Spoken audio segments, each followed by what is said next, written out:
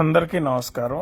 ఇది ప్రవీణ్ పగడాల యాక్సిడెంట్ స్పాట్లో తీసినటువంటి బైక్ విజువల్ అండి. మీరందరూ దీన్ని క్లియర్గా అబ్జర్వ్ చేయమని అడుగుతున్నాను. ఎందువలనంటే 70 కిలోమీటర్ల వేగంతో 6 అడుగులు లోయలో పడిపోయింది ఈ బండి. 2 సిగ్నల్ లైట్లు అలాగే ఉన్నాయి. మడ్డగార్డుకి అసలు ఏ విధమైనటువంటి దెబ్బ తగలలేదు. మెయిన్ గార్డుకి ఏ విధమైనటువంటి దెబ్బ తగలలేదు. బండికి అయితే ఎక్కడ కూడా సీరియస్ డ్యామేజ్ అయినటువంటి ఆనవాళ్ళు కూడా లేవు. ఇంక్లూడింగ్ స్టాండ్ కానీ ఏది చూసినా సరే. పక్కనైతే హెల్మెట్ పడున్నది. అది సంఘటన జరిగిన తర్వాత తీసి పక్కన పెట్టారేమో అది తెలియదు.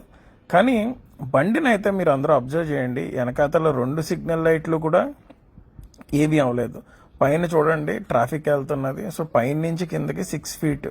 2 సీట్లకి ఏం అవ్వలేదు. సైలెన్సర్కి డ్యామేజ్ అవ్వలేదు. అంటే ఎంతో ఎక్స్పర్ట్ ఆడు అంత కూడా, లేకపోతే అది బైక్ డ్రైవ్ చేసింది ఎవడో తెలియదు, కానీ వాడు ఎంతో ఎక్స్పర్ట్ అయితే కానీ 70 కిలోమీటర్ల వేగంలో బైక్ని ఈ రకంగా దింపడం అంటే చిన్న విషయం కాదండి.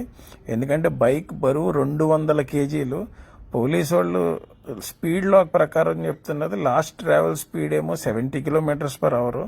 చూడండి, అసలు ముందు ఫ్రంట్ కనీసం ఆ టైర్కి ఏమవ్వలేదు, గార్డ్కి ఏమవ్వలేదు. నాకు తెలిసి ఈ బండిని వాటర్ సర్వీసింగ్కి ఇస్తే కొత్త బండి అంటే ఎవడన్నా నమ్ముతాడు. ఆ రకంగా ఉన్నది.